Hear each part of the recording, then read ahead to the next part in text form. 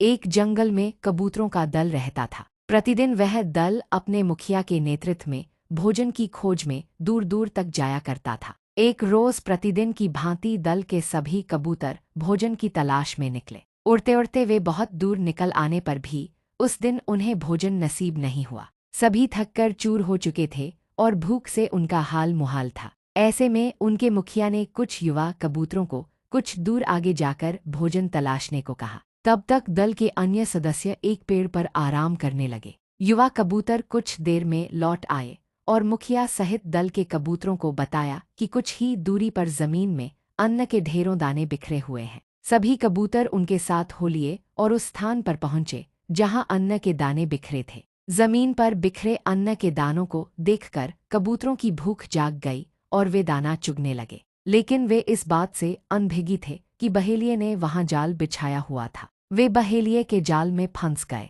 स्वयं को जाल में फंसा पाकर कबूतर भयभीत हो गए। उन्हें अपने प्राणों की चिंता सताने लगी। तब उनके नेता ने उन्हें ढांढस बंधाया और धैर्य से काम लेने को कहा। उसने समझाया कि इस समय हमें एकजुट होकर इस संकट से निकलने का प्रयास करना चाहिए। यदि हम सभी मिलकर जोर लगाएं तो इस जाल को लेकर उड़ सकते हैं। इस तरह हम बहेलिये के चंगुल से बाहर निकल जाएंगे। सभी कबूतरों ने वैसा ही किया और जाल लेकर उड़ गए। पहाड़ी पर उनका मित्र चूहा रहता था। वे सभी जाल सहित चूहे के पास पहुंचे। चूहे ने जाल काट कर उन्हें स्वतंत्र कर दिया। इस तरह संकट के समय सूझबूझ, धैर्य और एकजुटता से काम लेकर कबूतरों ने अपनी प्राणों की रक्षा की। सीखा, विपरीत परिस्थितियों में हिम्मत न हारे। सूझबूझ और धैर्य के साथ एकजुट होकर प्रयास करें। एकता की शक्ति से हर संकट से छुटकारा पाया जा सकता है।